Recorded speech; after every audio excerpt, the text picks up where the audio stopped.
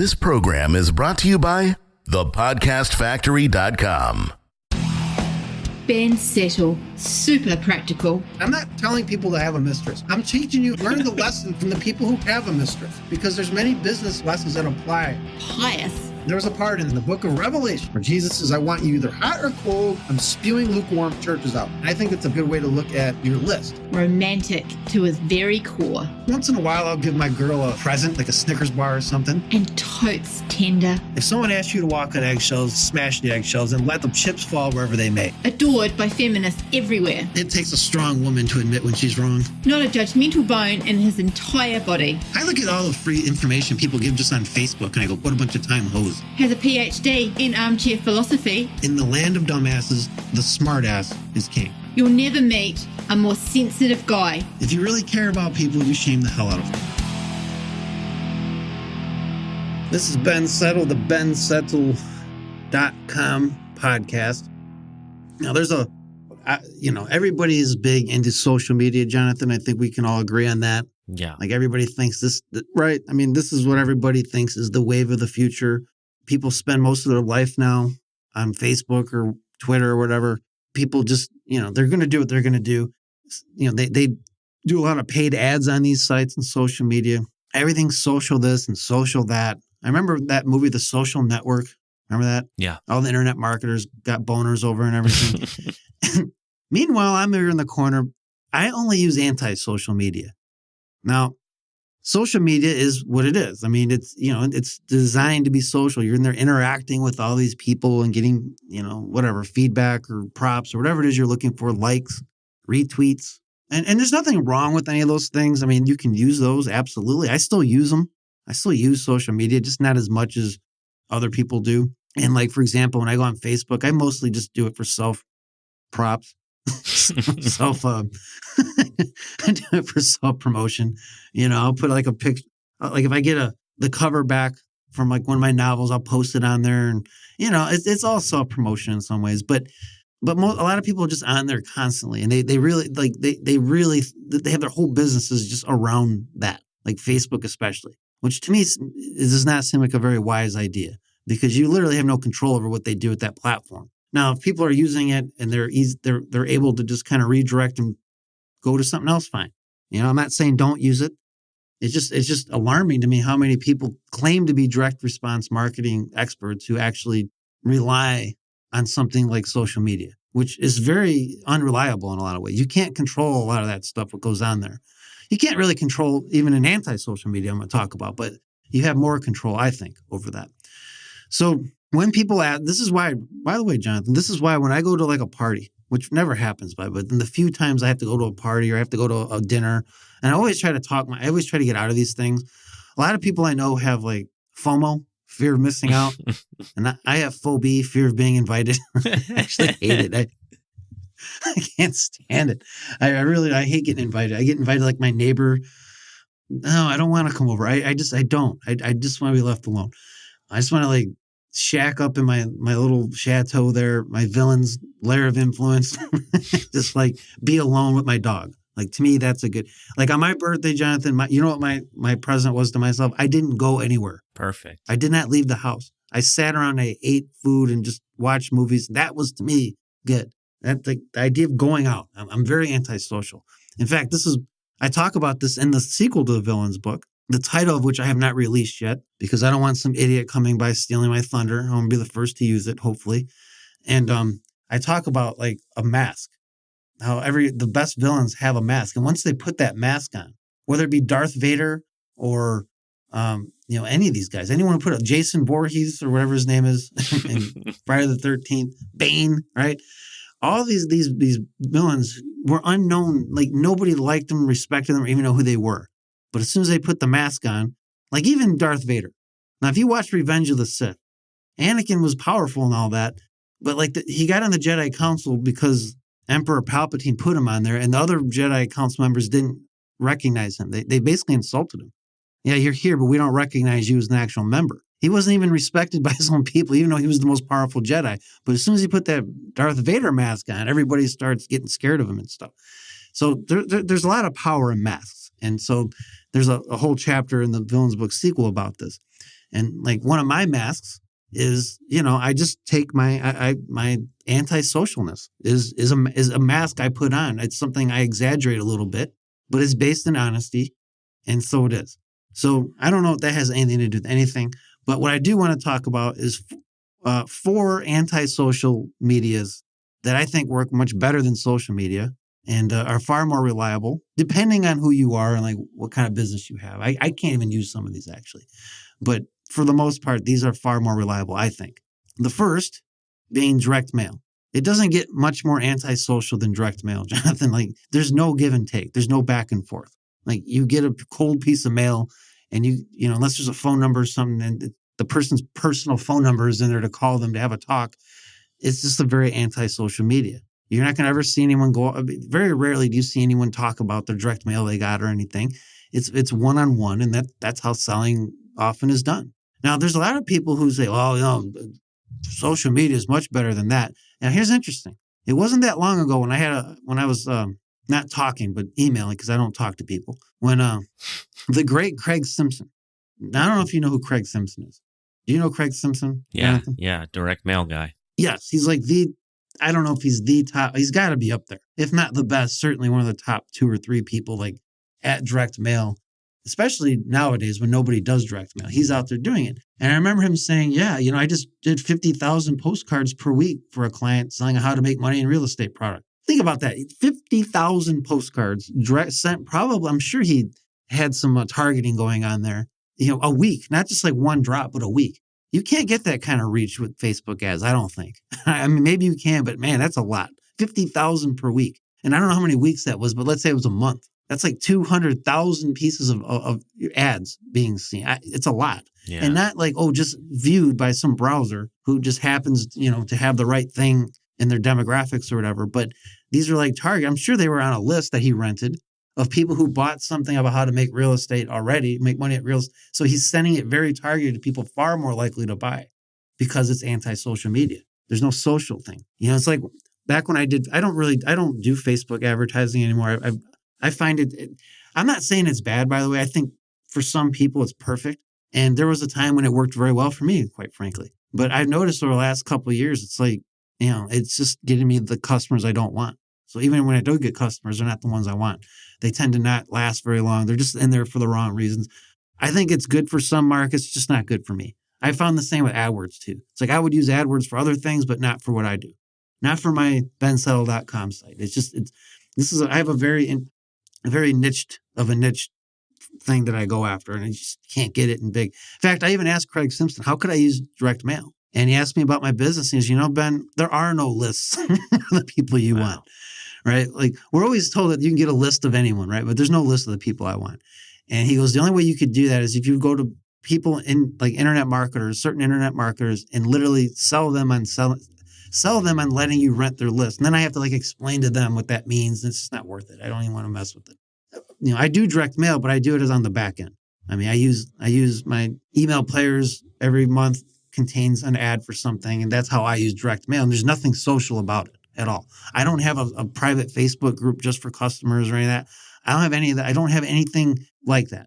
It's just, I know some people do. And in fact, I believe they're even testing right now paid Facebook groups, which is kind of neat. I might test that out actually later if it makes sense. But that would be great. Like an upsell to email players is now here's a group for $30 on extra a month, and you get this. Maybe when I'm doing my 10-mile work days, I'll shoot videos that only they can see or something. I don't know. But my point is, I think direct mail is the ultimate anti-social media, and it's funny how very few people even try to use it. Again, I don't use it as aggressively as I'd like to. I would love to be able to use it to get opt-ins, and maybe someday I'll figure that out. But as of now, it's the greatest direct mail guys. Him, Craig Simpson, and Doberman Dan both told me I'm kind of screwed because of the kind of customer I want. The next kind of anti-social media is magazine ads and space ads. And for people who think that this doesn't work and all that, it wasn't that long ago where Dan Kennedy talked about an ad that has been running longer than he's been alive. Wow. Like it's been running for like 50 or 60 years. I don't know. It's been running a long time. And it's usually in like magazines that men read. So like Playboy apparently has been running it for like all these years, and probably some other men's magazines. And it's been unchanged. Not a single word has changed in this ad as far as he could tell, at least when he talked about this. And it was for a shoe lift. So it like makes you look an inch taller or 2 inches taller. It like it wrenches on its insecurity a lot of guys have, including Jonathan, people who are already tall, I've noticed. They also think they're short. But it works. And he says it's like just chugs along. I mean, that kind of ad, he goes, it's like really hard to write an ad like that just lasts that long. But when you find one and it's constantly making you a profit, you want to latch onto it and never stop running it. And that is about as antisocial of an ad as you get. As far as we know, he just basically, the guy, whoever owns this product, just has the ad. He tells his secretary, run it in this magazine, and then he's done. And, I don't know how it's fulfilled or anything, but from my understanding, it's all done by phone or whatever, the phone room. He may even be online now, but for the most, from that magazine ad, just chugs along for 50 plus years. Very anti-social media. Try to do that, Jonathan, with a tweet. You think you're going to make a tweet last 50 years or a Facebook ad that's going to last 50 years? No, it's not. You can only get that from magazine or, anti-social media. Which brings me to the next one. Now, this is an online one, and that is pay-per-click ads. Again, I don't use them anymore. In fact, in this year's December email players issue, I'm going to talk about what I've been doing to build my list and get traffic. And I don't do any paid advertising now. I'm done. I'm done with paid ads for the foreseeable future. But one thing I did use was PPC ads. And again, pay-per-click just didn't work for me because of my unique situation and the kind of customer I want to get. It does work, though. It works like crazy. If you know a guy like Jim Yagi, for example, I mean, these guys can do huge numbers with pay-per-click, huge numbers. But it's a completely anti-social media. Like there's nothing social about a pay-per-click ad. You either click it or you don't. There's nothing to interact with. There's no blog attached to it. There's no comments. People can't comment how much the ad sucks or whatever.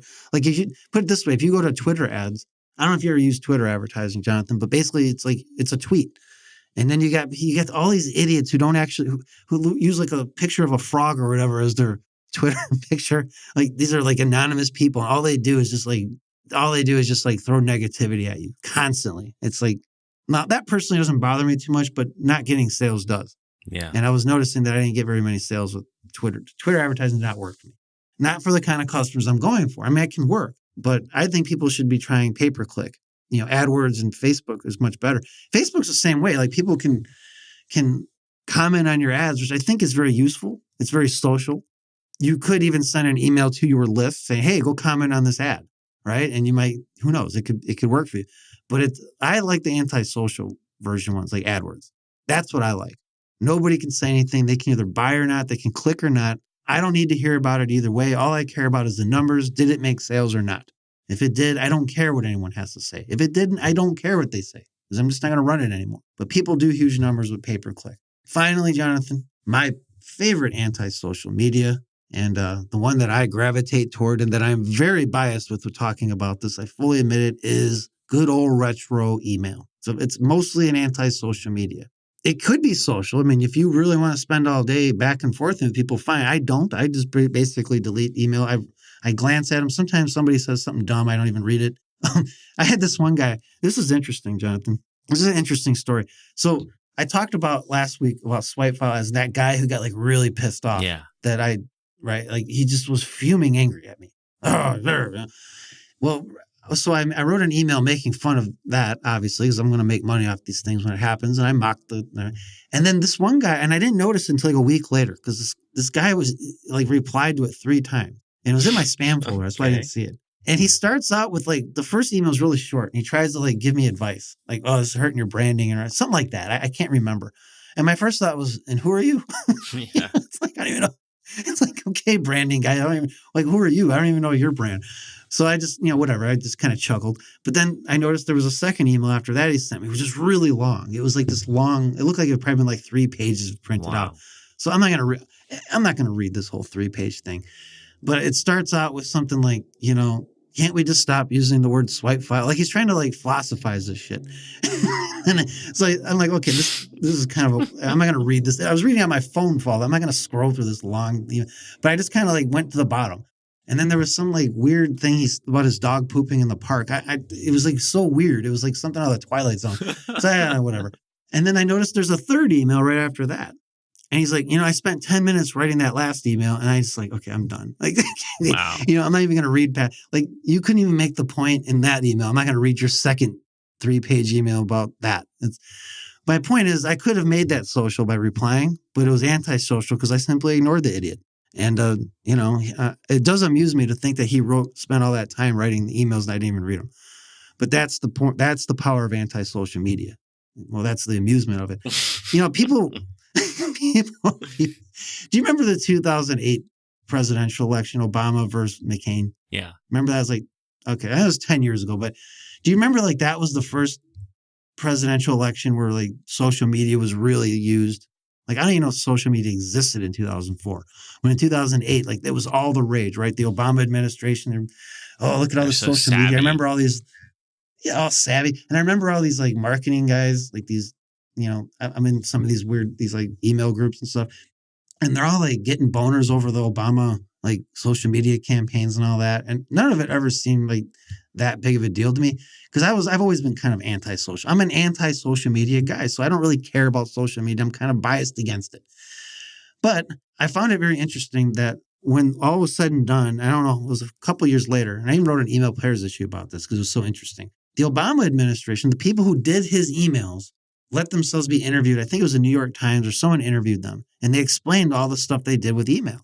And one of the things it wasn't that impressive what they did with email because there was a lot of stuff that like you and I and anyone listening to this kind of already knows, but they had to like test it and spend money to figure out the most basic stuff.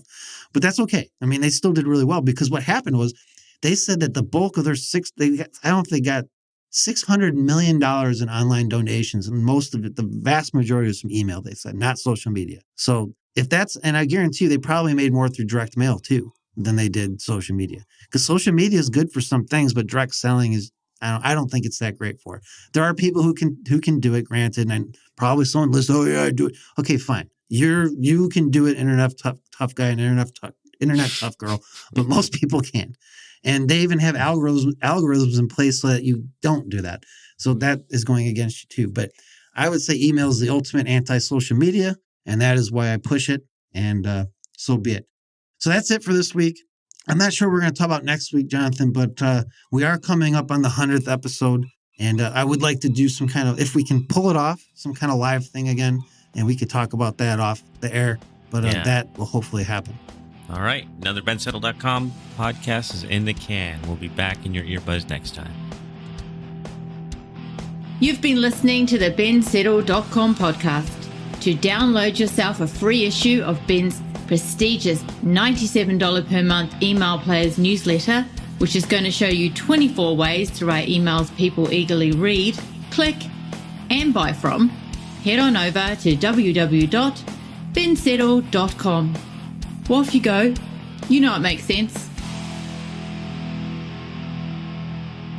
This is the podcastfactory.com.